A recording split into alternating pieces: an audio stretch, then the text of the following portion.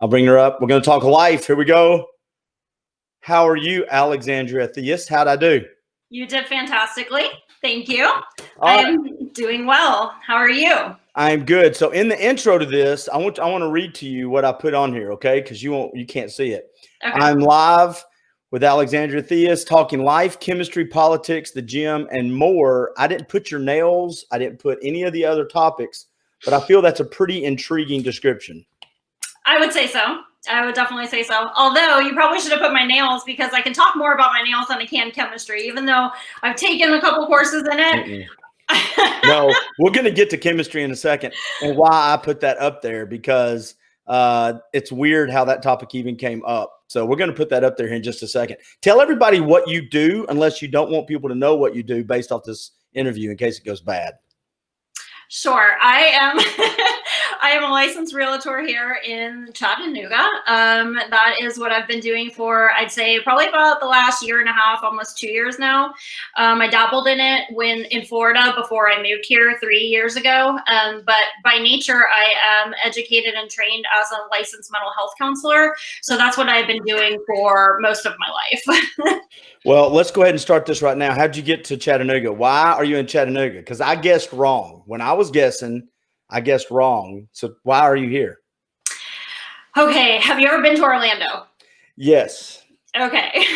And have you ever seen a lot of greenery in Orlando? I've spent a lot of green in Orlando. Okay. I've not seen any natural green in Orlando. Yes, fair enough. I moved here about 3.5 years ago. I mean, long story short, my parents had a house here. So they've had it for probably about 15 years. I had come with them over the holidays and things like that, and just really fell in love with Chattanooga.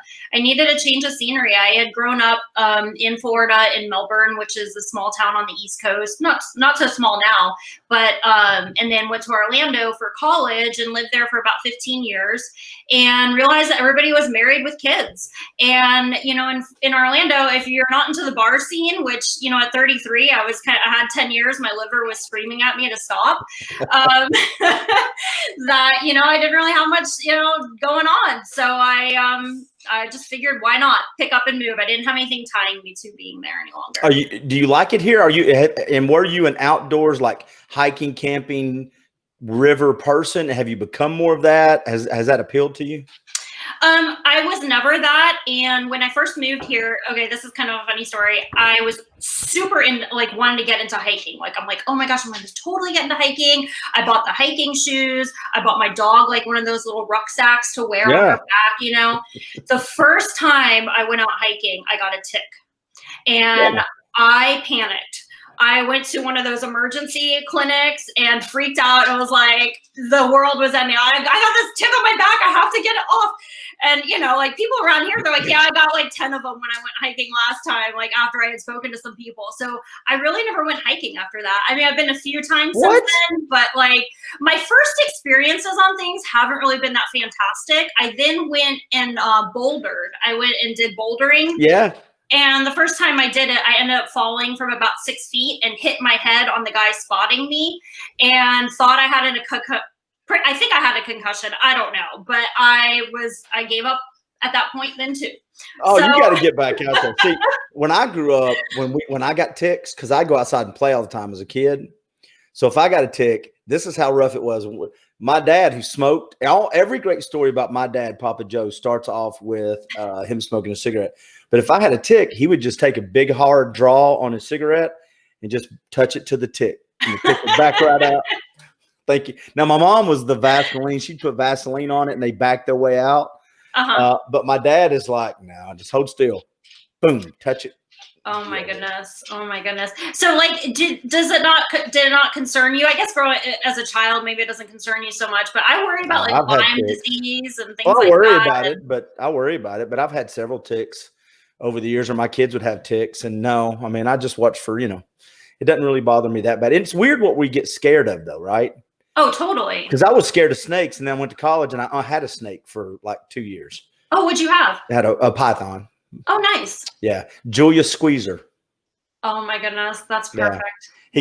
He got rot mouth and passed away. He got to where he was we had built a giant terrarium. I mean, it was probably a 7-foot one. Me and a buddy of mine, he had a snake too. And I guess he was about 6.5 feet long. It was a pretty good sized snake. Wow. And at the time, I had a decent car and I had a motorcycle. So he liked to ride. If I was on I had a 280ZX. So he would wrap himself around the T-tops when I took the T-tops out and lay on the windshield where it was warm. If I had my motorcycle, he would ride around my neck. And so, of course, I'm the dumb college. That was really smart to be riding around with a snake. Looking back on it, that was probably not the most advised thing to do in life. Yeah, I mean, from what I understand, I've never owned a snake, but they're really like temperamental, and you have to like know exactly what you're doing. It's very tough to own them and adequately care for them. I guess maybe it's species dependent. Yeah. Like I was just listening to this guy talk about the Burmese python issue that they have in Florida, actually, where breeders people were buying Burmese pythons and they didn't know that they were going to get so big. I mean, I think they can get up to like 16 feet. Drop them off. now that's a big problem though. They got giant snakes now, right? They do. I mean, that's what this guy was saying, that they've got their infestation. And so now they've got people going out that are actually trained to catch Burmese pythons, and they get paid to go out there and capture them. But yeah, they've got quite a problem. Not too many times, but a couple of times I fed him little live things because I like to keep him. But every now and then I would feed him chicken legs by my hand. And a couple of times he would miss the chicken and grab my hand. So you have to kind of pry him off and be nice to him. Oh. And that happened about 2 or 3 times. And then I thought, which is the dumbest? The snake, the dumber, the snake or the dude that's like, even the snake is after about the 3rd time, like, I'm just biting you now on purpose. You're an idiot. So I'm biting you on the principle. So you get to Chattanooga, you dabbled in real estate down in Florida, you get your real estate license. You've learned that you're not going to hike, you're not going to boulder. Do you like to sit by creeks in the fall, like the fast moving creeks? So when I first moved here, I was super excited for fall and winter and having cooler weather. Because again, if you know anything about Florida, it's about 85 degrees, 363 days a year. And you get those 2 days that are like below 60. Right. So I was like excited for it. And then this year I really kind of decided that I like warmer weather. And so you're going back to Florida, aren't you? I'm not sitting next to creeks, unfortunately, out in this weather. Maybe when it gets a little bit warmer, but are you going back to Florida?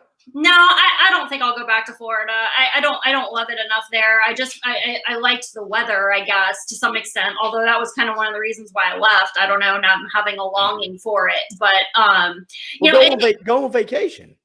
Well, yes. I do go back occasionally to see my friends. So, and Florida is a great place to vacation, right? I mean, it's like vacation destination. Yeah. So, but I think, and did you grow up here? Mm-hmm. You did. Okay. So, January and February and maybe some of March, they're really rough months, are they not? Like in terms of the weather being kind of cold and dreary and rainy and. Not for me. I don't mind. Here's the deal. So you said this may be kind of a co-interview where you ask me questions too. So I like the melancholy. I like the early dark. I like some of that. I like official change of seasons. I like the fact that it's time to be a little self-reflective. And I hate to use the word depressed because I don't like that. I like that there's time though where the cold weather that I can walk outside my door right now and smell the fire pits of neighbors. I like that. It reminds me of being young. And I know the spring will have the smell of the cut grass. The summer will have me cussing out loud because I hate heat. And then the fall, I'm happy because I've got, football starting and the fires again and holidays. So I like seasons. I would not want to live anywhere where it's kind of the same all the time. Yeah. No, I definitely can empathize with that. I mean, that it's like life, right? Like we go through seasons. And so you do kind of see that change, it's not Groundhog's Day every single day like it is in a place like Florida. I think those seasons are very expressive of life in general. So yeah. What kind of beast was that walking behind you? What kind of dog do you got? Oh, okay. Well, that's shall we say, a pit mix, or should we even use the word pit at all? When I've got a pit mix. It's okay. Okay, yeah, that's what she is. She's a rescue, the best kind, What kind of dog? Now, it's pit? What do you know? What else it's mixed with? Pit Honestly, and another pit. No idea. Some people think maybe lab, but her paperwork said pit mix, and that's kind of what we've gone with. So let me mark off your dog. I have to write that down. Do you wanted to give a shout out about those things at the end of your fingers there? Oh, yes. Okay. So I live in the North Shore area of Chattanooga, and there's a place called CHA. So CHA, like Chattanooga, CHA Nails over by Whole Foods. And I see Michelle there. And so when my girlfriends ask me if I want to go get my nails done with them, I say, if I'm not going to Michelle at CHA Nails, I am not going to get my nails done.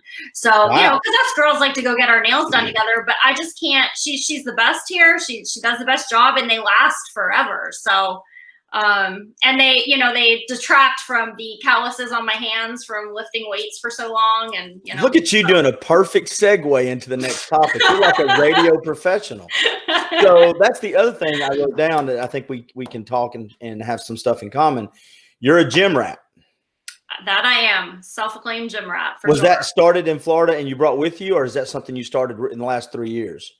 No, that came from Florida. So, kind of my background, I actually, when I was in college, I ended up, acquiring an eating disorder, however one gets an eating disorder. And so I kind of went down that path and struggled with an eating disorder for about 10 plus years of my life. And when I came out of treatment, I needed somebody to help me be in the gym and be there appropriately. So, not overdoing it, overcompensating.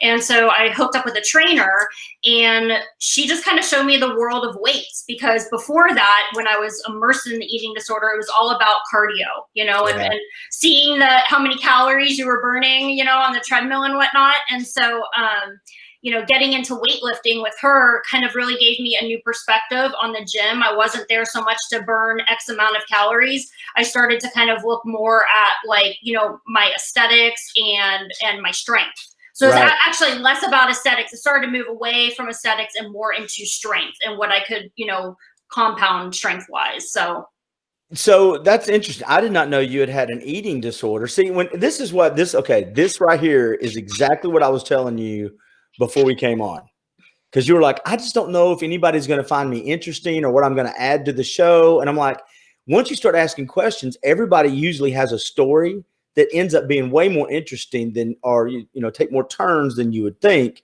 I had no idea you had an eating disorder. You may have talked about that on your social media in the past, but you said you went down that road for 10 years. Yeah, it started in college. I was a junior, and I don't really know why it started. I just started to go to the gym and work out more, and then started to really watch what I was eating. And I would say going into my senior year, like ending my junior year, I actually had to go home because I was so sick. Like my parents basically pulled me out of college. And had you lost too much weight? Yeah, I had. And so I went home that summer, and I actually just declined even further and ended up in Johns Hopkins Hospital for 3 months. I got down to about, I got down really low. I don't want to use numbers in case somebody's listening to this and it's triggering for them. But, I got down pretty low to the point that I needed medical assistance because my pulse was like in the 30s. And I just really wasn't functioning properly. Wow. I'm glad you pushed through that. And from what I understand, I have friends. You're not the only friend I have that has talked about this. As a matter of fact, Chastity Snowden, who I've done multiple videos, she's participated in the Masters World CrossFit Games. Awesome. And she had eating disorder, and she had to battle through that as well, and found a little bit of her solution, or the way she deals with it, is the gym. Yeah, that's interesting, right? Because you would think that like the gym would maybe cause it, and it does. I mean, I've been in the bodybuilding realm. I've competed. I've been in that like sector and like known people, and it really like. Can I cuss on this? Can I say the F word? It really F people up. It really does, you know? And so like, but for me, it was like, I had already had an eating disorder. So I, you know, going into the gym, it actually helped. Some people would say it didn't, it just served another purpose and like morphed that eating disorder into something else. But hey, at the end of the day, I'm sitting here with a healthy BMI. I'm functioning like a normal female should, and I have a relatively okay relationship with food. I don't think that it ever really goes away. You know, I agree with that. I don't think it does. Yeah, it's like any addiction. So I don't think whether it's a physical thing, a physical addiction or mental, I don't think trauma or mental things that we struggle with through the years, I'm not sure they ever go away, no matter what they are. I think we as adults learn how to live with them, and we learn how to do what you did, hopefully, which is take the energy, the mindset, the focus that our world gets really small. I think we take that and we channel it to other things. It takes just as much energy to do this stuff, to plan your day out and stay healthy, as it did to when you had your eating disorder. I don't know what your particular one was, but I've got friends that have hidden while they eat and they snuck around while they did other stuff. It was very secretive, but it took a lot of planning and it took a lot of energy, and it was the focus of their day. And once they learn that they can use that same focus in healthy, positive things, it's just reallocating your resources, which sounds easy, but it's not easy. It's hard. Yeah, no, absolutely. I mean, I had anorexia, so it's kind of hard to mask that a bit. Yeah. I know I've had friends that have struggled with bulimia, and a lot of times they maintain a healthy BMI. So you're looking at them and you're like, yeah, you know, you don't know. But when you see an anorexic, I mean, it's kind of, you know, self-evident. I've had some friends that did the purge, and they would just, they would hide away. They would just eat, and then go and take care of things. And it's a very tricky. I think eating disorders are probably one of the most dangerous disorders. And then I've talked to my buddy Matt Davis. If you got the extreme, there's not just bodybuilders. I'm talking the extreme side of bodybuilders. There's just like everything. There's extreme on that end too. That's a disorder too. That's the same kind of brain, just gone a different direction. Oh, absolutely. I mean, there is a clinical term for that. I'm struggling to come to mind with it. But, you know, to your point about eating disorders being the scariest of all the disorders, they have the highest mortality rate out of any mental health disorder defined in the DSM. The last time I checked the research, that's what it was. So, you know, I mean, yeah, they're nothing to mess around with. And, you know, being a licensed mental health counselor, that wasn't really ever a field that I wanted to get into to help people with. But, you know, I'm happy to talk about it at length from a personal standpoint. So. Well, I think the gym, when I went through some life changes about 4 years ago, long-term relationships just come to an end, and sometimes you have control of that, sometimes you don't. I found the gym very therapeutic, especially the boxing gym for me at that time. I've said this before. I think some of the cheapest, most effective therapy on planet Earth is a gym, whether it's you're hitting the bag, you're lifting the weights, you're running on the treadmill. I think the gym is about as good a therapy as you can get if you get in there and get at it. Absolutely. So what do you like in the gym? What do you like to do? Well, now I just like not to be old. I like things not to pop and snap. I used to, when you break dance, you'd pop and snap on purpose. Now I'm getting active.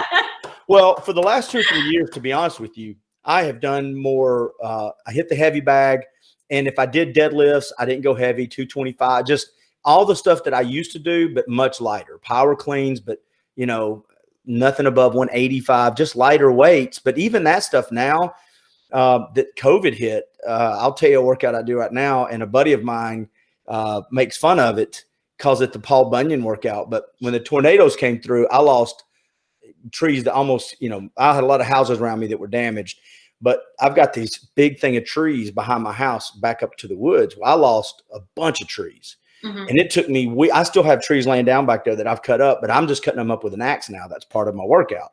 So I'll go out and do the axe, but I've got these big logs, and my son will come over every now and then when I get to see him, and we just move logs. We have this workout where we pick up the logs and move them from one place to the other in a timely manner. And that's one of the workouts I do. Then I have some others with dumbbells, but really, to be honest, all my stuff is basic now. I do the dumbbell curls. I'll do the power half cleans with dumbbells, the upright rows with dumbbells. All my stuff is really just basic. Back in the day, I loved power clean squats, pull-ups and dips. Those were my things. So, but you've maintained kind of a consistency in keeping your body moving in whatever capacity that you can now with. I had a 2 year, I had about a 2.5 year. It was probably from 2017, probably from 2014 to 2016, where I was just not in the gym much at all. I got busy raising kids, but I put on about 40 pounds. See, and I grew up in the gym. I actually ran a gym for years. I was a personal trainer for 3 or 4 years. So, yeah, well, and I was used to being active even in my 30s and 40s. And then I lost focus and just really kind of started focusing on other things and made every excuse that everybody else makes. I'm just busy, right?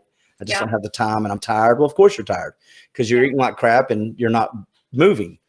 And then about 3 or 4 years ago, I got back into it. And I had a little 6-month issue with some health stuff, but the last 4 years I've been more consistent. I would say 80 to 90% of my life since I was 15, I've been in the gym or trying to do something like that. I love it. And I wish at my age, I see guys that are my age or older doing stuff that I had. Like I've got an artificial hip already. Oh, wow. So, yeah, I got it replaced 8 years ago. And so I see them doing things and I'm like, I want to do that again.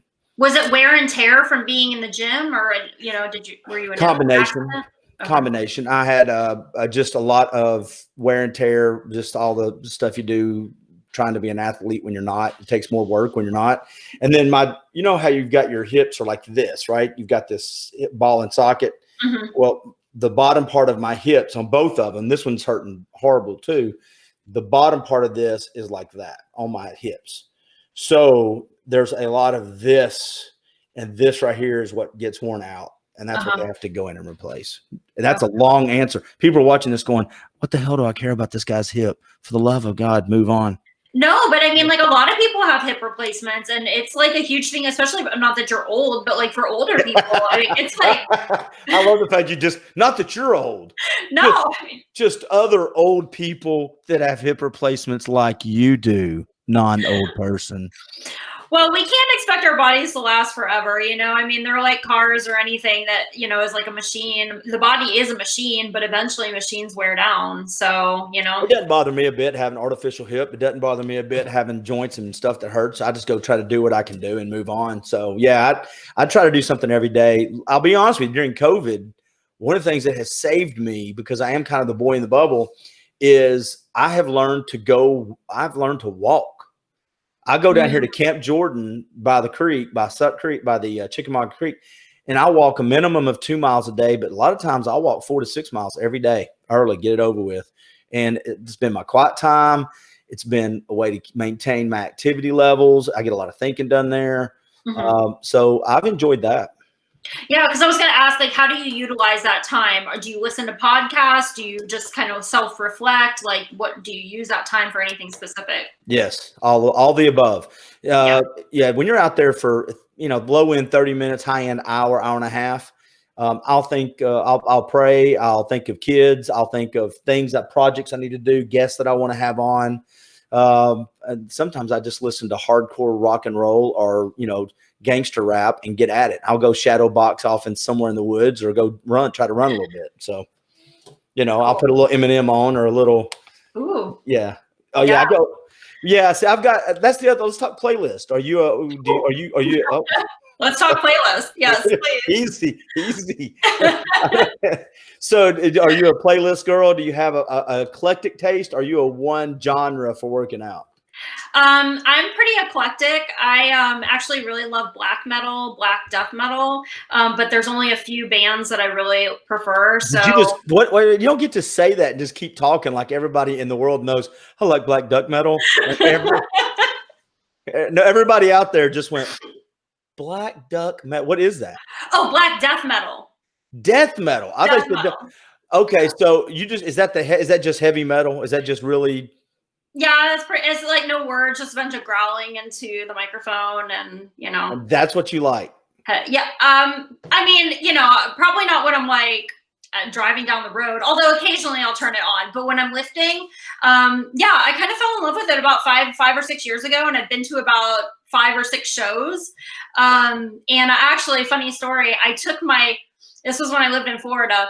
The band that I really loved was coming. They were going to Atlanta. That was the closest place I could see them. And so I drove up to Atlanta overnight. I took my weight belt with me. I have this big weightlifting belt that I wear. I took it to the concert because it was like in a little dive bar. It was maybe like 50 people there. I took my weight belt with me and I asked them if they would sign it, and they did. Really? Yeah. So I'll have to listen. I don't know if I'll be honest with you. My tolerance for that, I'm not sure I would have it. I do like the gangster rap. I like the hard, Metallica, Godsmack. If I'm lifting or if I'm doing the fight stuff, I like that. But I don't know if I could just handle the yelling, the yelling and the growling. I don't know if I could do that. Yeah, you're definitely never going to hear it on the radio. But I like rap too. I mean, I really do. Somebody told me that I'm too, you're probably a little bit too old to be listening to that. And I was like, okay, you're never too old to listen to Young Jeezy or Gucci Mane or like. See, and I think you're throwing names out. You're throwing names out there that I don't even know. I mean, I'm big. I'm the Notorious B.I.G. I go back to Heavy D and the Boys, Big Daddy Kane. You ever heard Big Daddy Kane? I've heard the name. I don't know if I've listened to it. All right. There's some education I could give you. Just because you're old, just because I'm old doesn't mean I don't have something to offer, dadgummit. Have you ever heard of Gangsta Grass or Dark Country? Mm-mm. Yeah, it's a different take on country music and bluegrass. So if you're ever wanting to hear something because you seem like you might like stuff that's unique and a little different. Yeah. Gangsta Grass and Dark Country are two things that you might want to check out. They're a little different. They're a little different. You're also, go ahead. No. Go ahead. I was just going to say, but my favorite band is Creedence Clearwater Revival. Mine too. You're kidding me. I grew up CCR. Right now, if my mother were to tune in, she would just start bam, bam, listing the songs that I grew up. My kids, my 16-year-old and 21-year-old, that's one of their favorite bands. That's awesome. That's awesome. How was it from your parents? I think so. A little bit of that. I grew up, my dad used to play, he played like Dire Straits and Isaac Hayes, like random things, Led Zeppelin. So I really like Led Zeppelin too. I actually loved the Beatles when I was about in like 7th, 8th grade. I wore polyester suits and big like bell bottoms and just listened to the Beatles like every day of my life for like 7th grade. But then CCR grew on me over time, and Ramble Tamble is probably my favorite song. One of mine's favorite Midnight Special. I can still hear my dad singing that on a Saturday while we're cleaning. So I'll go ahead and say this, and this may be the end of the podcast because you may get pissed off and just click out. Are you ready for this? This is going to really make you mad. Oh, gosh. Go ahead. Can you guess even remotely what it's going to be about? It's about something you just said. It's about one of the bands. Led Zeppelin? No, the Beatles. The Beatles. I love Led Zeppelin. The Beatles are the most overrated band of all time. There you go. I'll just say it. I've posted that before and had death threats. Like, you are a communist. Are you a Beatles fan? I mean, I like them. I can see why somebody would think that. I really can, because they're kind of like a boy band, like kind of like Backstreet Boys of like. You're going to piss everybody off. Be careful. Don't send me the death threats. Don't send her the death threats. No. I mean, Paul McCartney is like one of the best artists out there. They got a little weird, and so maybe some people liked them when they first started out. I mean, they definitely transitioned. Yes. From the first time. I mean, clean cut, crew cut hair, like they were just cute as a button, in their suits, and then over time they just kind of morphed into something completely what they weren't when they first started out. So, but I liked their weirdness. Like Glass Onion is probably one of my favorite songs by them, and I Am the Walrus. Like those are probably my 2 favorite songs by them. Well, see, and I wouldn't deny their impact on rock and roll. And I'm not going to. I mean, I don't take away from their achievements. I'm saying for Clint, if you were to say list the top 100 bands for you to listen to, the Beatles would be like number 437. Oh my gosh, they don't even make your top 100. No, God, no. I would take Milli Vanilli before I would take. Oh no. They lip synced everything. They weren't even real. No, but it was good. You know what's funny about that? Everybody right now that watch this down the road, right? I don't know. There will be people that go, they horrible. They will lip sync. You let Blame It on the Rain. I mean, you let one of their songs come on and watch everybody start singing to it. It can be terrible people, but everybody like that. So that music. I found out too that we also have a love for coffee. We do. So who is your favorite in this great city of Chattanooga? Do you have a favorite? Well, again, this whole podcast should be called Old versus Young, because I just do Folgers. Oh. I'm a Folgers guy, and I'll tell you how I'll make my coffee in a minute that will make most people sick. But if I were going to get coffee, there used to be a place on the North Shore called Stone Cup. Mm-hmm. I used to go there a lot of times when I had I had an advertising company for about 8 years. And then there was Chat's was my favorite. Chat's Coffee that is down there. Do you know where the Pickle Barrel is down off? Yeah. Yeah. That's Chat's just closed up, I think, 1.5 years or 2 years ago. But Chat's Coffee was my favorite. Mm. How about you? I had never had them. Stone Cup, I remember them. I remember going there when I would come up here with my parents before I moved here. I really liked going there. But hands down, my favorite is Mean Mug. I like Mean Mug. But my friend just broke my heart the other day. I don't know if it's true or not, but he told me that they get their coffee from Velo, so it's not even like their own coffee. Which I don't know if I believe that, because they've got like one of those huge roasting machines in their place. But he told me it's from Velo. Well, maybe they get their beans from there and they do their own roasting. I don't know. But I haven't been to a coffee shop this year. You haven't been to one? No, I haven't been out. Were you like one of those guys that sat in the coffee shop and maybe read a book or people watched and just sipped your coffee? I think you just called me a weirdo. Hey, were you one of those guys that? Yeah, I was this guy. I was this guy trying to pick up girls a lot of the time. Right. Oh, hey, how are you? No, that wasn't me. If I was in the coffee shop, I was usually with Sarah or a client. That's where we set up shop. We had a little office, but it had no windows really. And I got to be out. I don't like people, but I like people watching. Okay. Yeah. Yeah. I don't like if I see people out and they don't want to talk to me, I'm fine with that. But I'm going to watch how everybody interacts and laugh at people in my brain that are, like when I see a guy that's being clumsy or with a girl, or I see a dude that's a guy, girl just being idiots, or I just laugh at people, or I'll just watch people. I'm a people watcher. Yeah. It's fascinating to watch people for sure. Do you do the same thing?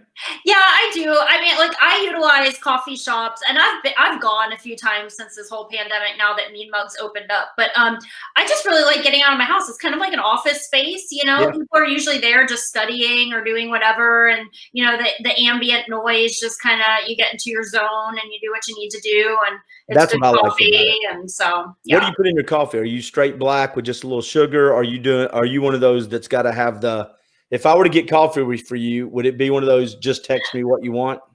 No. Text. Yes. I'm very specific with my coffee. So my iced coffee, I only like iced coffee from Dunkin' Donuts, and I have to bring my own milk because they only have sweetened almond milk. They don't have unsweetened almond milk, but I do unsweetened almond milk in that with 4 Splenda. And then my hot coffee, I actually prefer it probably just black, but I do Americanos. So it's just, I usually just get 1 shot in my Americano, and that's just the espresso and hot water basically. So that's what I prefer. So my first cup, I have 2 to 3 cups every morning between, I get up early. I'm up every day by 4:30 or 5. What the heck are you doing? Yeah, I get a bunch of stuff done. So, but I'll have about 3 cups of coffee. And the first cup, because I'll also do a green shake in the mornings, and I'll put a tablespoon in my green drink, and I'll put a tablespoon in my coffee, my first cup of coffee, of the apple cider vinegar. In your coffee? I put it in the coffee with 3 natural stevias, stir it up, tastes fine. And I get the apple cider vinegar in there. And in the green drink, you can't really taste it because I put some Crystal Light in there. That's the non-calorie stuff. But yeah, so I get that out of the way. So as soon as I say that to people, they go, that tastes terrible. And it doesn't taste terrible. It tastes good. Do you taste the apple cider vinegar? I mean, a hint of it. but it's got apple cider vinegar in it. So it's, to me, I can drink it straight if I have to. I do that a lot of times too. If I forget, I'll just go take a couple shots of it. So it doesn't bother me that bad. Now, what do you use the apple cider vinegar for? Just helping it, like, yeah, for stomach stuff. It helps for your stomach, and just, you know, and I think a lot of times this is true in anything. Like if you start looking at your finances, you know, and you start tracking your finances, you start realizing where you're spending money you shouldn't, and you start actually saving money even where you didn't expect to save money because now your focus is on it. So I think when you start looking at healthier stuff, you start, even if it's not really true, like it may not be true, that the mother thing in the apple cider vinegar, the fact that I'm doing it gives my brain a little confidence. Well, that's just one more little thing you're doing, you know, along with I also do the extra virgin olive oil. Okay. I'll take 2 shots of it. So, you know, to get the good fats. Wow. Yeah, to get the good fats. Yeah. Yeah. I mean, I've taken apple cider vinegar a handful of times. I haven't really stuck to it, but I've heard that it's really good for digestion. You're trying to find a way to make sense of the golfy shit. You're like, yeah, I've done some crazy shit too, man. Let me, do you have another question? Because I got nothing on the apple cider vinegar. I feel like I'm about ready to take an Epsom salt bath and tune in after Jeopardy. But I will say your analogy about finances is good in the context of coffee, because I feel like coffee is like one of those things that people spend so much money on. Like, you know, if you're going to Starbucks, average coffee, $4, doing that every morning. I mean, that's like, you know, $1,500 a year. I don't know. I'm not good with math, but it's a lot of money, you know. I saved so much money.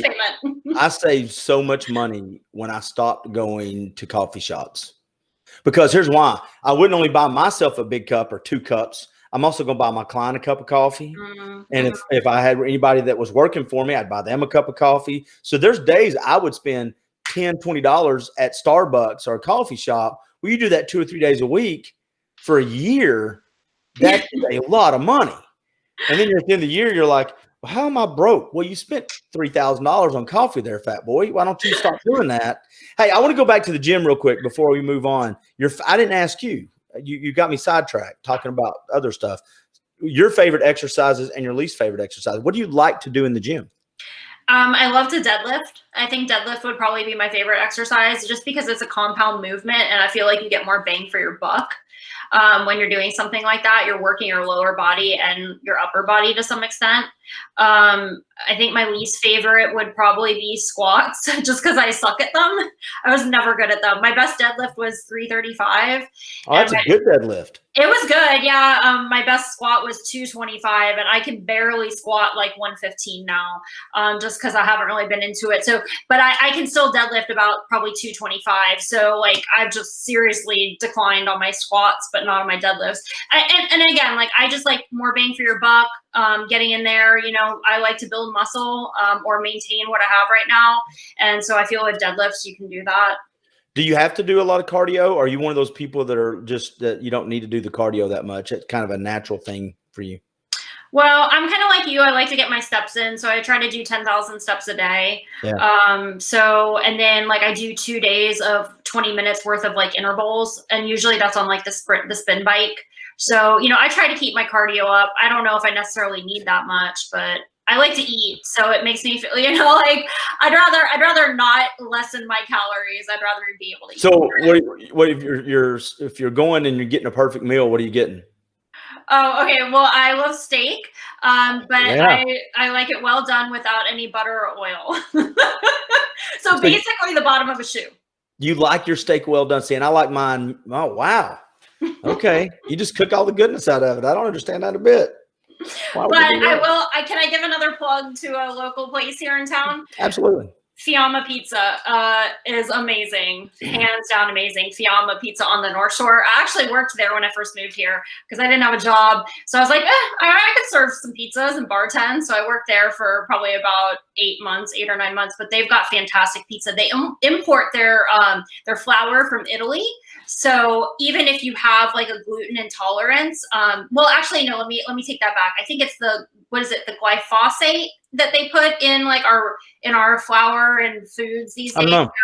Yeah. Anyways, from what I've heard, people who have intolerances to flour that is not imported from Italy, they can have that flour and they're okay with it. They offer gluten-free options there too, but it's just amazing food. It's like the thin crust pizza. So if you like that, I do like that. And as long as it's kind of crispy, a little crunch to it. Oh, but were you a bartender too?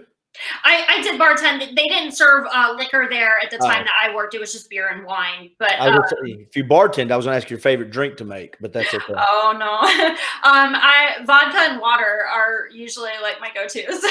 So let's just real quick go down that road. Are you a beer, wine, or whiskey girl? So I have really bad rosacea on my face, and so wine makes my rosacea like terrible. I don't like to use wheat products, so beer is probably not good. So I would say maybe like a vodka and water is probably my best bet. So that's your default. Okay, so I like whiskey and bourbon. So whiskey and bourbon. Okay, yeah, put that in there with a good, like you said, steak, and we're all good. I keep getting notifications, so we got some people watching us. Hey, one of the things that I found really weird about you. Really just weird is I would like for you to say it so people don't think I'm making this up. What do you like to do for fun? What are the things you like to do for fun? Now, remember, she doesn't go hiking because of one tick. She doesn't like to go bouldering. So this is what she does for fun. What do you do? I like to take classes in chemistry. That is I brought that up when we were getting ready. I'm like, well, are you a teacher or an assistant? Do you somehow help students? Because I see you do math or something on your Facebook page, and you go, no, I just like doing chemistry. That was so funny when you said that. I was like trying to rack my brain. I'm like, was I teaching? Did I teach something? And then, oh yeah, no, just that. Just that. So, have you always loved chemistry? And does it relax you? What in the world do you like doing chemistry? What about it? No, I actually hated college. I was a terrible student. I did not want to go to class. I scheduled my classes for as late as possible in the day and barely showed up and just got through by the skin of my teeth. Didn't take any science courses. I mean, I have a bachelor's in psychology, but I don't know, something shifted. Like in my late 20s, I went back to school. I was thinking about going to PA school, so going for a physician's assistant. And so I started taking all the prerequisites for that, biology, chemistry, all that stuff. And got to organic chemistry and just really fell in love with the topic. And the professor I had was fantastic. So I've actually been able to take this course that you saw on Facebook. I've been able to take her class while I'm here in Tennessee. She teaches in Florida, but because they offered the course virtually, I could take it. So I just took it again for fun. It's just, to me, it's just an interesting topic. I really don't know it that well, but it's interesting. I got to be honest. That is one of the weirdest relaxation things. I had a buddy one time that was relaxed by balancing his checkbook, and I thought, man, you are just Thank you very much. Yeah. Do you binge watch anything on TV? Or are you not a big TV person? So I actually didn't have a TV for like 5 years, and so I'm more of a YouTuber. I really like. Do you know Jordan Peterson? Oh yeah, know him real well. I'm glad he's back. I am too. I vibed on his videos for like 3.5 years. So I just really watched the crap out of him on YouTube. But yeah, usually YouTube. Now I'm into dating coaches on YouTube, and so like I've been watching dating coaches every night to like try to step up my game a bit. Did you ever listen to the dating podcast I did with Coralie, right? I used to do those. Yes, I did. Those were fun. Yeah. So you don't have Netflix? Well, it's hard to do during COVID because really for about the last 8 months, a lot of people just haven't gone on dates. A lot of people have. But seriously, I have to do it like this. And me and Coralie tried to do it once, and then she's got a real job. So we're all going to try to fire her back up. But what we might do is if you've watched your dating coaches, you can come on with me and Coralie, and then you could be the expert that just says that stuff out loud and say it back to us. But you don't have Netflix or anything. I do have Netflix. I'm watching Ratchet right now. Which I think it's a spinoff of, have you ever seen One Flew Over the Cuckoo's Nest with Jack Nicholson? So there's a nurse in there called Nurse Ratchet. And so, yeah. So that, and then You was another, it's like about a serial killer who dates women and then he ends up killing both of them. And both. How about Dexter? Were you a fan of Dexter at all? I watched a few episodes, but I I don't know if it was because I had already, it had been like 7 years after they had made it, or 5 years, or however long it's been, but it didn't really stick to me for some reason. All right, so let me run through some shows and see if you've ever watched them. Okay. Have you ever watched Peaky Blinders? No. Have you ever heard of Peaky Blinders? I have. Have you Old ever 20s cars, men driving around with. Yeah, but they're gangsters. Yeah, they're Irish, okay, yeah. Irish and English gangsters, and it is a badass show.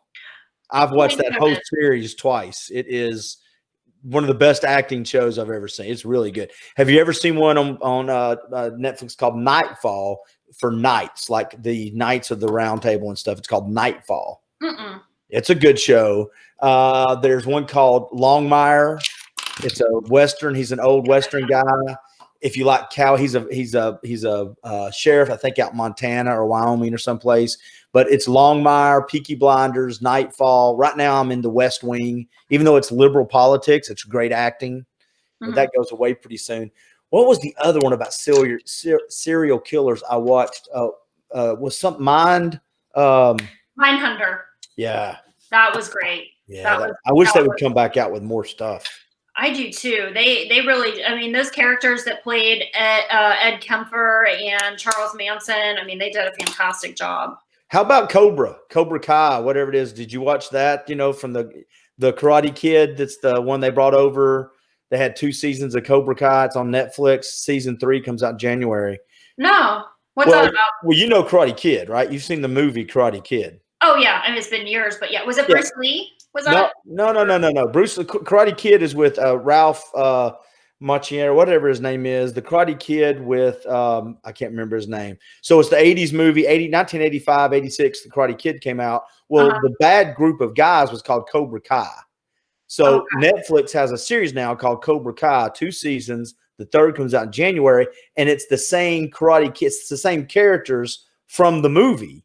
And they just show them now 30 years later as adults, still having this rivalry. The acting on a scale of 1 to 10, 10 being the best acting ever, 1 being terrible, is a 6. But you get sucked into the cheesiness of it, and it's nostalgia because you go, oh, he's old like me now, and he's kicking his leg up, and you know, he's going to have to take Flexol later and ibuprofen. I know how that feels. But give those a shot. Yeah, for sure. Cobra Kai. So are you one of those bingers? Like, do you watch it and you have to just keep going, even if it's like, well, you're up at 4:30. So I mean, I don't know. Do you pull all nighters and binge? I'm usually asleep in about 2 hours anyway. No. So here's the deal. I take my melatonin around 8 o'clock. Thank you very much, because melatonin is good for your health.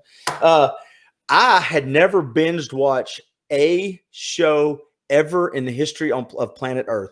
I mean, I'm a Sopranos fan. Have you ever seen The Sopranos from HBO? I'm a Sopranos fan from way back. And I was the guy that refused to watch Game of Thrones. And I was like, everybody can kiss my ass. I'm not watching Game of Thrones. I'm not going to do it. I sat down one night when I moved into this house about 1 year and 3 months ago. And I'd never had HBO in the last 2 or 3 years, but I had this free package where I got HBO for a while for free. And I said, oh, I'll watch the first episode. I woke up like 4 days later. I mean, the sun rose and set for like 4 days. And I was like, over a long weekend, I was like, oh my gosh, this is what binge watching does. I just vegged out and watched it. And I've done that several times with several shows now. Like if there's a long weekend or I don't have my kids, 2 days, if I got nothing to do, I will binge watch a show. Yeah. Yeah. How about you? It's great when you come across those shows, they're few and far between for me, at least. But when you do, it's kind of like you just can't put it down. I mean, I find myself when I find a show like that I really like, watching it at times I don't normally watch TV. Like if I'm at home, like working from home or whatever, and it's like 3:30 in the afternoon, I'm like, ooh, I don't have to do anything for the next 30 minutes. And then I go in there and put it on. I'm like, what are you doing, Alexandra? Like, you've never watched TV at 3:30 in your whole adult life. Like you're doing. You got the Dorito dust on your hands, or the Doritos. Looking at it all. So are you a Game of Thrones? Have you ever seen Game of Thrones? I have not. I've not seen Harry Potter. I'm not a Harry Potter guy. I don't like any of that. I didn't, but don't start Game of Thrones. Just don't. Because if your brain gets hooked, it's it's just like crack for the brain. You can't stop it. I get frustrated now that I don't have HBO anymore and I can't go watch it, but it's probably saved me a bunch of time. Let me jump over here real quick. A couple other things that we had talked about. Let's stay on the health thing because I want to make sure we cover all the stuff that's on this piece of paper and make it official. One of the things that you put out there that you are, first of all, I wanted to say I admire the fact you're very open about a lot of stuff in life. Oh, absolutely. Yeah. But a lot of people aren't. So that's a good thing. Yeah. And I seem to extract information from people too. I've actually had a few clients in real estate say, there's just something about you. Like, I feel like I can talk to you. And I don't know if it's like my therapy background, but I get like stories from people and I enjoy it, because there's like you said earlier, there's always something to be learned. It's amazing what people will tell you if you just listen, because everybody needs somebody to listen to them. And if you just sit there and listen, people will open up to you. And, have you always been that open? Or is that something that you've gotten more open as you've gotten older because you found it was healthier for you? I would probably say more of the latter. I've kind of gotten it. Well, as you get older, kind of like, but by default, you don't really care what people think any longer, And so like when you're younger, it's just, if you're impressionable and you're worried about what people think about you. And then as you get older, you just kind of realize like, this doesn't really matter. Yeah, just wait. You think you don't care now, you wait. I always say that very tongue in cheek because I still do care what people think, but like if I can share my story about my eating disorder or like hair loss, like thing that I've been going through as of lately, and it helps somebody, like that is phenomenal, so well, that's where I was heading to it. I mean, one of the things that you've been pretty transparent about was your struggle with trying to figure out why your hair was thinning and coming and going. And did you find out a good reason, and what has it led you to that may help somebody else? What has it led you to about your own hair loss?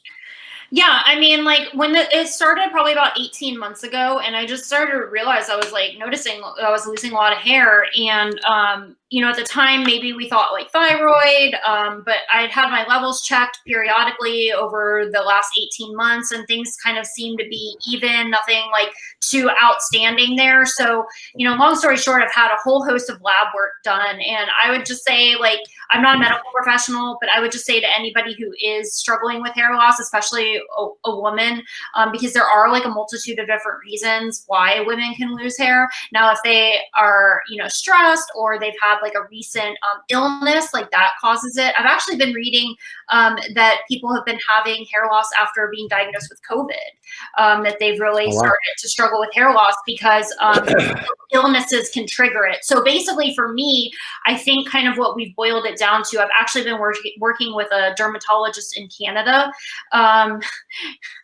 I mean, a lot of times we talk about their healthcare in Canada, and then I'm reaching out to a healthcare provider in Canada, but he's fantastic. He specializes in hair loss, kind of boiled it down to possibly autoimmune disease, some sort of autoimmune disease. We're not quite sure which one, because my markers aren't really there for lupus. So kind of they throw you into this umbrella term called undifferentiated connective tissue disease if you have high autoimmune markers, but they can't figure out which one it is.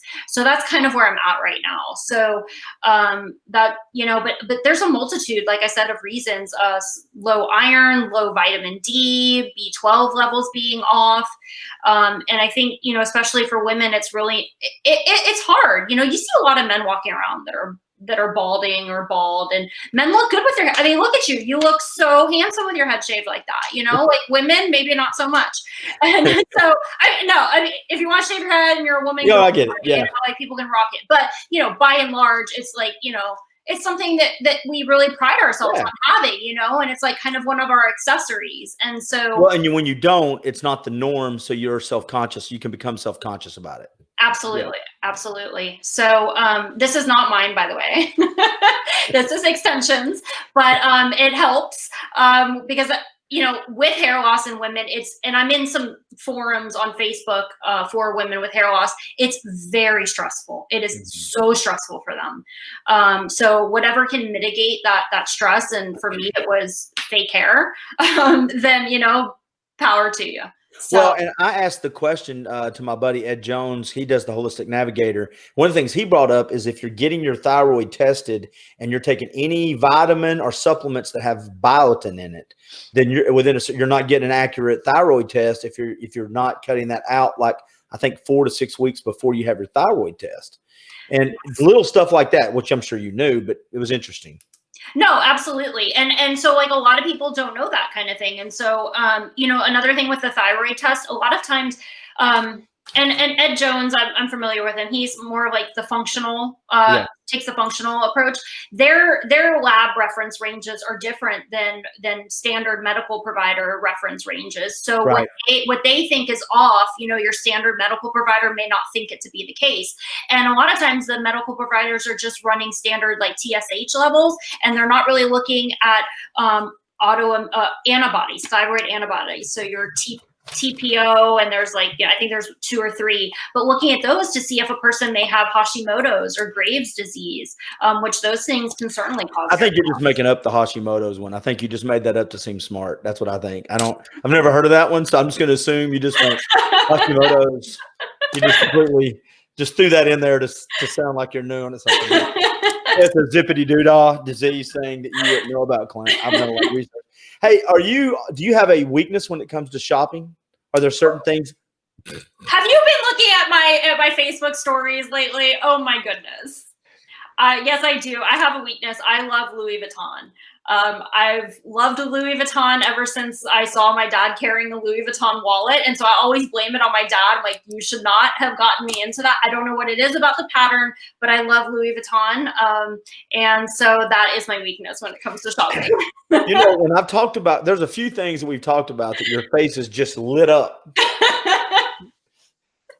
Yeah, I mean, it's a stupid thing, right? Because, I don't know. I mean, materialistic. I'm not really that much of a shopper, though, to be honest. I don't really go out and buy new clothes. And so, maybe now and then I'll splurge on, a nice new purse or something like that. But I'm not really much of a shopper.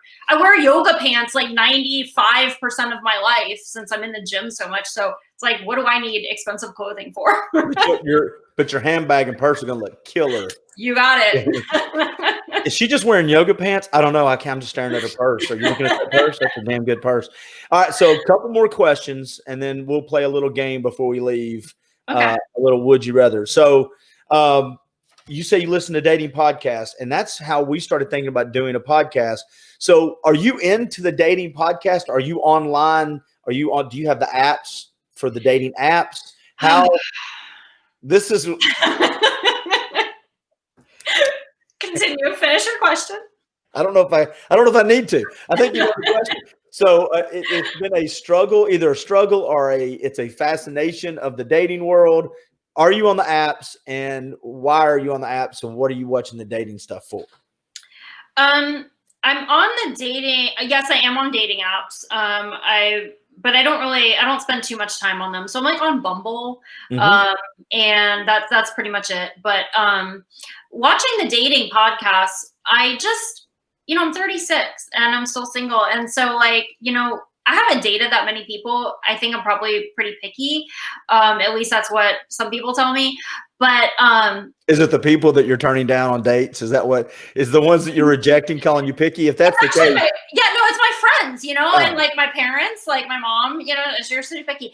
But when a person's out there dating and things are failing, the common denominator over time becomes you. And so maybe it's something that you're doing and not necessarily what other people are doing that's preventing you from moving forward in a relationship. So I think it's kind of my self-reflection to watch some of these dating podcasts and see what they have to say, see where I can improve. And just in relationships in general, a lot of the information that they provide can be transferred over into other relationships. So me and Corley used to say that we didn't date, but our dating podcast was our dates, because we didn't have to go on dates. We would just get together 2 or 3 times a month. And it was it was the friends with benefits, except our benefit was doing a podcast together. That's what we used to say. It's hey, we don't need to go on dates. We're doing this. It was funny. I was doing a podcast with her. This is probably 1.5 years, 2 years ago. And she was on this dating website, and a friend of mine had put me on a dating website, but I had never really gone on it that much. So I said, I think I'm on that website that day. So we started looking, and I said, so you're on this? And I said, yes. And so I set my parameters because I'd never messed with it. So I set my parameters to include her. And I said, well, good. I'll be able to find you. And she smiled and she goes, no, you won't. And I said, why not? She goes, because I've cut the age off, about 2 years younger than you. And I went, oh, I wasn't trying to date you. I just want to see what your profile looked like. So she handed me her phone. And I'm like, so I started, because she used to make fun of all these profiles. And I said, well, let me see your profile since it's so great. Let me look at your profile. And that's what I was trying to see was her profile. I wasn't trying to find her. She's right in front of me. Yeah. But she goes, you'll never find me. I'm not dating a guy your age. I'm like, you just kiss my butt, girl. That's what I think. But it was funny. Do you like dating apps or not? No, not so much. I would prefer to meet somebody like traditionally, but I don't know. It just doesn't really have, especially when you get older, it's really tough, to meet people. And with this pandemic, like there's no going out. I don't go to bars. So, I mean, I'm going to meet somebody at a coffee shop. Like, I mean, it's kind of hard. But well, and you said it a minute ago too, your give a crap factor is a lot lower as you get older. So it's one of those, I just don't know if I want to get to meet cousins again and I mean, that's what I've told Corey Lee that before. The struggle I have is the starting over process. If it doesn't work every time, my tolerance for the starting over process is done. So I don't, and that's when she goes, that's why you're a grouchy old dude right there. She goes, you got to be comfortable with the starting over process. But I was talking to Corey Lee and she hadn't gone on many dates either. I'm like, you're 10 years younger than me. No, she's 12 years younger than me. So when you guys did that podcast, I'm just curious, did you get feedback and were there particular topics that people wanted to hear the most about? Yeah, we had a lot of feedback. We had great feedback. She got feedback from her girlfriends because I think one of the things that we got feedback on the most were, one, the chemistry. We seemed to laugh a lot around the clumsy side of dating, or saying that, like, you're transparent about some things. So when you're transparent and you're talking about why you don't go on dates, or when you go on dates, what goes wrong with them, what makes a great first date, just those things, when you're saying really what people think, people are attracted to. He said or she said the truth. They didn't sugarcoat it. You know what I'm saying? Yeah. But when we talked about issues around co-parenting, or if you talked around issues about when you start dating somebody and they get serious about money, some of the issues about what do you do when it goes from we're going on a few dates to now we're dating? Because there's a big difference in my world. If you're going on a few dates and it's not exclusive, then there's really no reason for me to care a lot about your moral code at that point. If we're just hanging out and having fun, we're going out and getting a few drinks or some, dinner. If you start dating and it becomes exclusive, those things are super important. Oh, absolutely. Absolutely. And that's where I think the conversation would go from time to time. But my commitment was we never spent more than 10 or 15 minutes on and get too serious, because we're not a financial podcast. We weren't a, sex therapist podcast. We were just dating. And I think there's a lot of dating, to me, is a lot of clumsiness. And if you can be willing to put your clumsiness out there, I think people are attracted to that a little bit. Oh, yeah. I mean, there's something beautiful about being vulnerable. And being clumsy is kind of being vulnerable, it's your authentic self. I wonder if it's because people kind of struggle with having an authentic self these days, and like really presenting that. I don't know. I think people now live through other things. I mean, I think social media has allowed us to live a life now through social media. In other words, as long as I feel like everybody else thinks that I've got my crap together, then I might have my crap together, when in reality I may not. Does that make sense? If I look this way, then that gives me the perception that I might be that way too. Then I can kind of feel good about myself, and I don't have to put the work in to actually be that way. Yeah, no, absolutely. My storefront looks great, but the back of the shop is in shambles. Yep. So I'm just going to make sure the storefront looks good, because there's too much work back there. Yeah, you can be anything on social media, anything. Dating apps, social media, podcast, until you have, and I think that's when me and Corey Lee got on the dating podcast, because we did like 15 or 20 of those. I think that's where we got to the point where we actually kind of knew each other pretty well. And we had already known each other for a while. So that and we weren't dating each other. So that chemistry, we could be quirky and flirt and cool, and there was nothing there other than just that. There was no relationship there other than we were just really good friends. Yeah. Well, and you're bringing both your experiences together, and she can hear about yours and reflect on it from a female perspective, and vice versa. So yeah, but I can tell right now, and I can tell you want to be part of a dating podcast, don't you? I would love it. I would bring it on back. I think it's would you? So if I did one like this, you would jump on and do a dating podcast? I mean, I would like Coralie to come in too, because I think you have some history with her and doing so. So I'll just be the little voice in the background that chimes in periodically. Well, what we might do, I'll talk to Coralie. We might do like a dating event, like have me and her, bring you in, bring some other, and invite a few other people to kind of participate, and we'll just have like a online dating event. That would be pretty fun. That would be. Do you got time? We're a little over an hour, and I know I didn't want to keep you that long. Now, first of all, are you surprised that it went this long?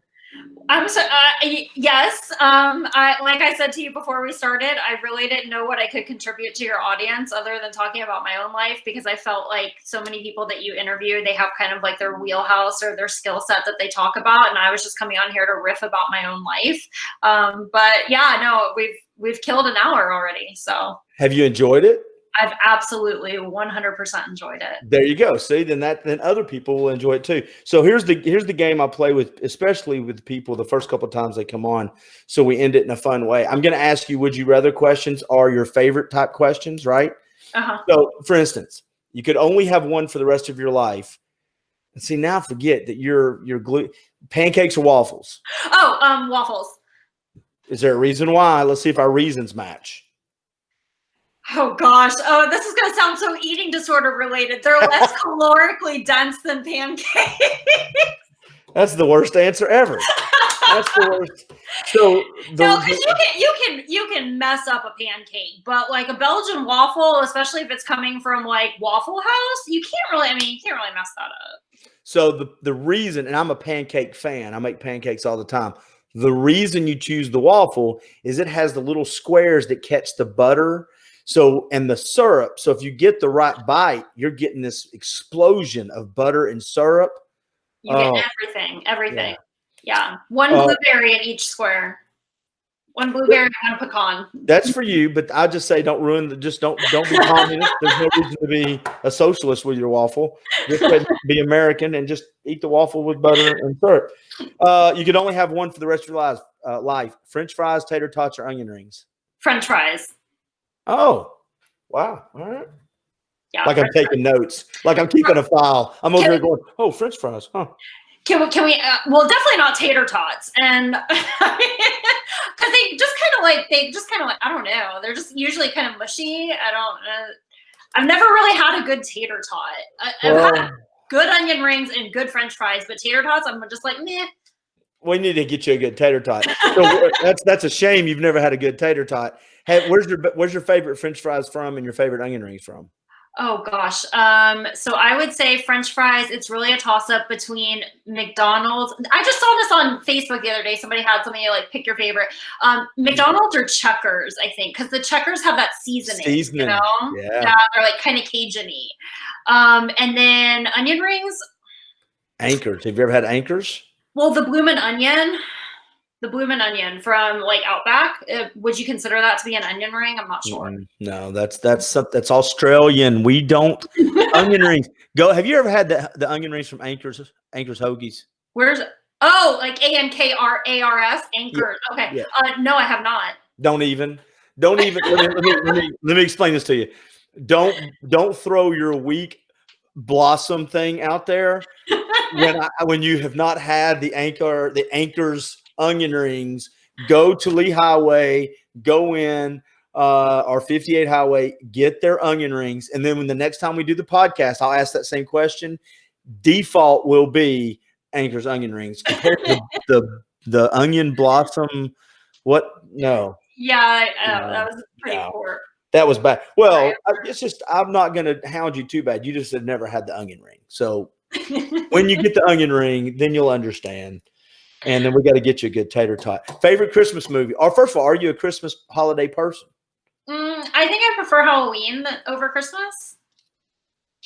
Really? Yeah. So are you not? You don't know watch the Christmas movies, the Christmas songs? I'm a Halloween person too. No, not so much. And honestly, I kind of like as I get older, I feel like it would be more fun if I had somebody in my life to like, like do the whole thing with, like the whole Christmas thing with. Is that what you have to do?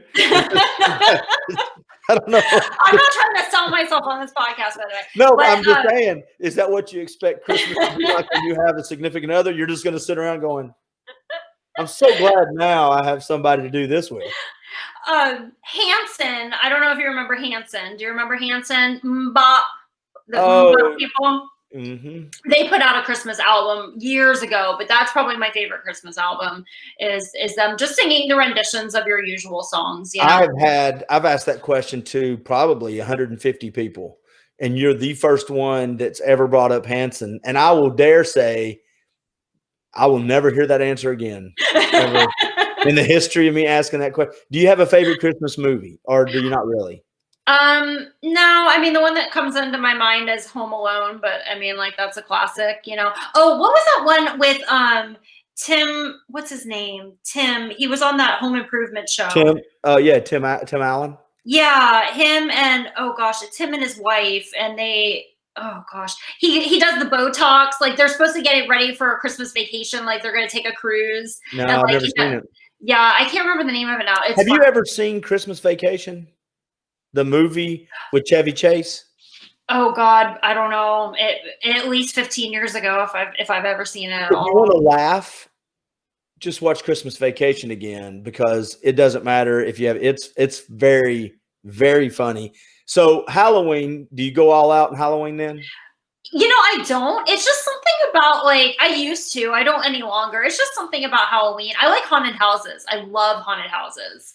Oh, so yeah, I love them. I mean, Dread Hollow here, that they used to do that haunted house on Ruby Falls. When I first, I don't know, they changed it, but you used to go down into the cave and they would take you through. And then the one time I did it, you got on a bus and then like they drove you around the mountain or something. Anyways, it was amazing. And then I went to one in Atlanta, which was pretty cool a few years ago.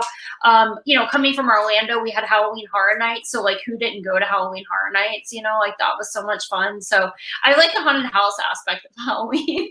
I went to haunted houses. I'll tell you when they lost me in haunted houses, when they started giving people the permission to touch me, all bets were off at that point. Yeah, I was young.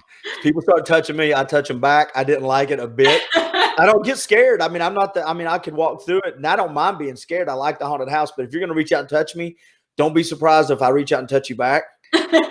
We'll both be scared at that point.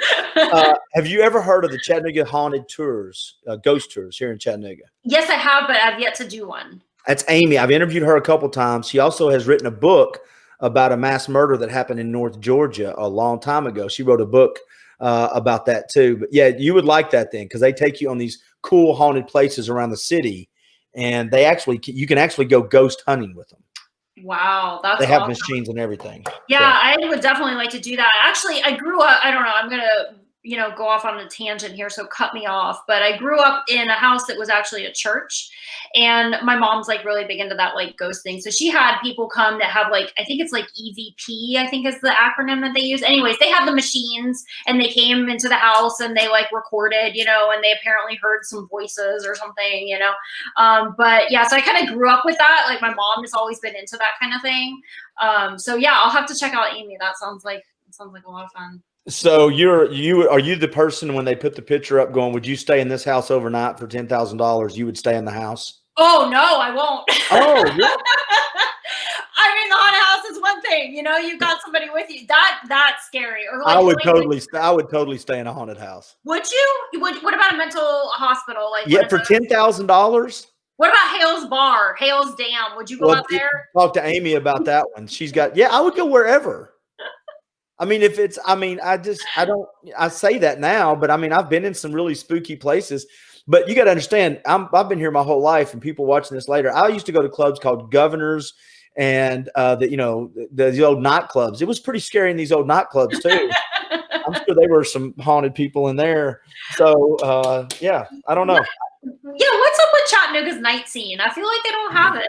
Like there's not, I mean, they used to. When I actually posted, I don't know how many answers I got to old nightclubs, because there used to be just some great nightclubs. I grew up with, there used to be one called Michael's, and Berlin's was a good one, Fantasy 2000s. But the one I grew up with that was with Cactus Moon. But the one I grew up with was Yesterday's. And of course, I'm in my mid 50s, so I have no idea about the bar scene now. I have no clue. And if there was a bar sitting next to me, I'm the guy that's going to call you and tell you to turn that music off at 10 o'clock at night. I'm not a bar guy anymore. So I mean, you and me, but I'm not a bar girl either. I think you may have said that you start to get ready for bed like around 8. Well, you take your melatonin at 8 o'clock, right? So, bedtime for me is like 10:30. I'm pretty ready to call it a night. So I do. And listen, and I've told people before, there's times that if I don't get my sleep now, because I don't sleep good anyway, I'll get up every 2 or 3 hours. So I get up, I don't get more than about 5-6 hours a night max. But if I don't get a little sleep, I'll go to sleep at 7 o'clock one night and not wake up till the next day. My body will just shut me down and say, okay, we're giving you a forced nap. All right. So let's do this. So people, if they do hear this and they go, she's got a lot of great skills and I would love to buy a house from her, how do people find you?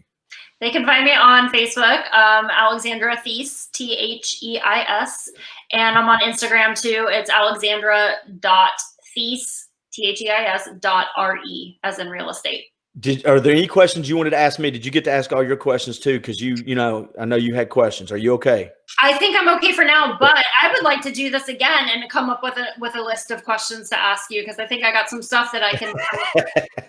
You're going to try to get into my abnormalities now. Clint, we're going to talk about your mental health. We're going to make it about you now, buddy. Yeah, we'll do one in a couple of weeks. We'll try to do one more before Christmas, and then we'll just try to do like some of the other guests I have. We'll get on a regular basis with it. I appreciate this opportunity. It was a lot of fun. Thank you very much. All right. Thank you. Have a good night. Bye, everybody. Bye.